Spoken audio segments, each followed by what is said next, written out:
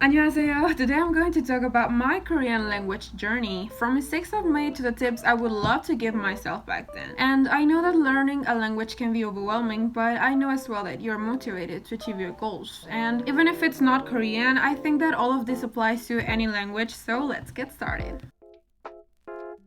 The first mistake I made was not sticking to just one or just a few resources, because I remember back in 2020 when I started learning the language, I paid for this Google Drive file with many resources.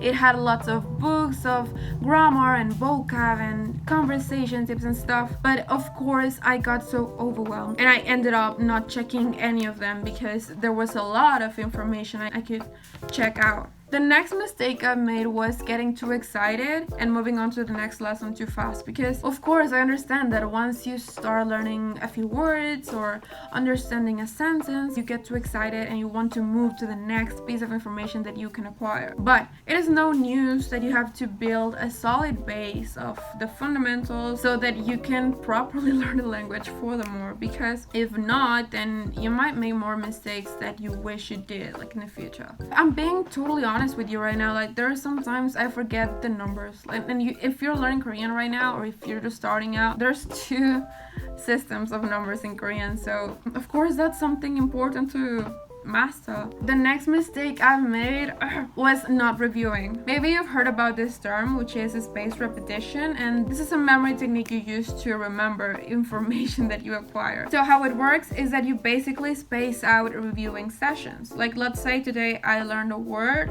and that is uyu, which is milk in Korean. I will probably be practicing a lot because I just learned it, and a week later I'm going to review it again so that I don't forget it. But then after that second reviewing session, the gap between the second session and the third session will be bigger. So my next reviewing session will take place like a month later, or after that then maybe 2 months. The more you practice, the bigger the gaps will be of those reviewing sessions, because you're like strengthening that piece of information in your brain. This might be a silly mistake, but it is my mistake and I'm not embarrassed to talk about it. But this mistake is basically not taking my space, and I'm not talking about the same space repetition term, but this is about notes, note taking space. So I don't know what happened to me, but back then I had a thing, like I wanted to take my notes, but I wanted to take like just one page. Do you see this? Maybe this one is not even the worst, but I would take the messiest notes and I wouldn't take my space to make it look good. Now that I go back to my notes and I read one of those not taking space notes, I'm like, Melissa, what is this? I used like the same color of pen. I didn't separate sentences or paragraphs, or what is this?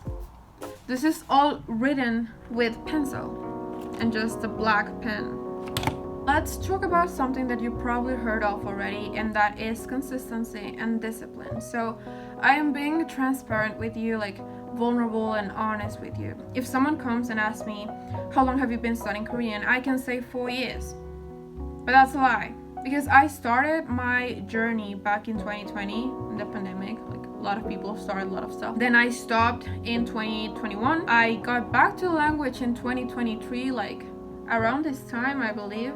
So there's a gap of 2 years in my Korean language journey. The thing here is that it is true, like if you want to be good at something, if you want to become better, you have to be consistent. You're probably thinking like, Melissa, I know that by now, like give me solutions, don't give me more problems. So let's talk about an interesting concept, and that is the sense of survival. Some people tell like you have to create this sense of survival, and the sense of survival is basically you feel like you must know the language to survive.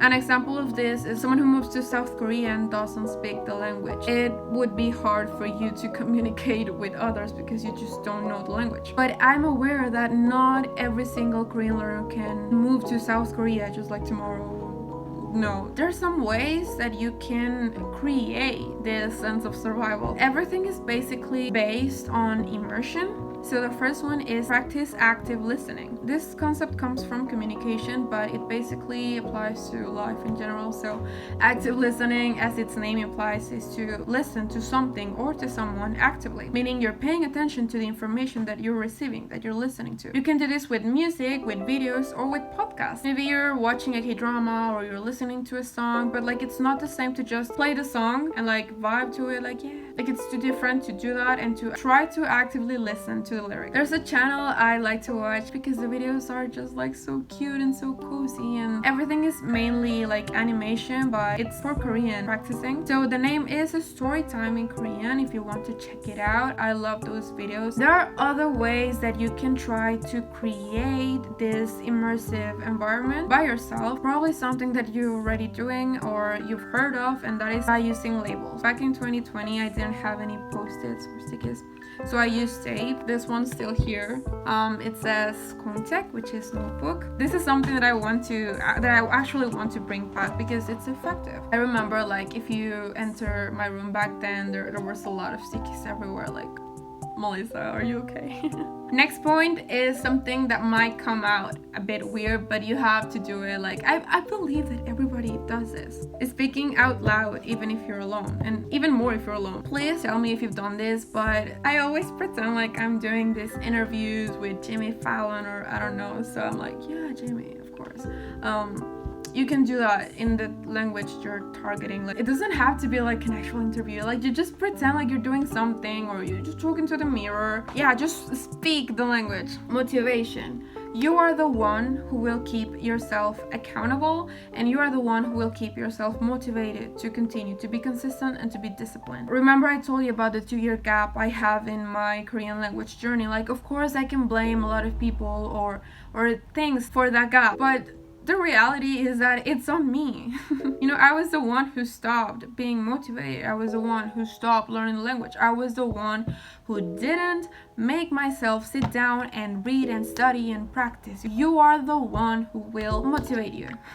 Of course, it is important that you get this external support circle of people that will also motivate you, so it's not 100% on you. Not that you're going to blame them if you stop learning the language, but we're humans, we need the support, so get yourself a group of people. Like, you can find them online. There's a lot of communities, and if you don't have them, like, you can leave a comment and I will be your supportive partner. But yeah, it is important that we surround us with supportive people. The last and the worst mistake I made in my Korean language journey, and that is not setting any goals. So I'm talking about the specific, measurable, tangible goals. If you're just starting out with Korean or with any language, or you're thinking about doing it, maybe your goal is to learn the language. In this case, my goal was to learn Korean. But what does that even mean? Because it can mean different things to different people. Learning Korean can mean being able to speak it, being able to understand it, read it, learning the alphabet, learning the 100 most common words in the language. You have to be specific. You can use the SMART goals framework to better set your goals. That way, like for example, at the beginning of this year, my goal was to reach an intermediate level of Korean. But like, once again, Melissa, what does that even mean? I'm currently enrolled in one of the Institute Sejong's courses, and right now I switched my goal from reaching intermediate level of Korean to finishing the current level I'm enrolled in of the Institute by this time. That's a better goal. So the takeaway on that is that goals can be very broad. Learning Korean is very broad. You have to break it down into smaller chunks, and these smaller chunks are achievable and measurable and stuff. You know, those are SMART goals. Find your why and always remember that why. And it doesn't matter what it is. If it's I want to be able to understand K-pop songs, to watch K-dramas without subtitles, I want to get a job in South Korea, an internship, a scholarship, or just for fun, like that's another reason why. It doesn't matter what it is. And the very last tip I want to add, and that this is something that I'm trying to implement myself, is to celebrate your achievements. Celebrate your wins. Doesn't matter how small or big those are. If you just learn 5 words, if you finally understood or mastered that grammar point that was extremely hard for you, celebrate the small wins, because those also count. My Korean language has been full of highs and lows, but I love the language. You just always have to push. So I hope you found any of this information valuable and that it will somehow help you in your language journey. So bye. Please be recording. Amazing.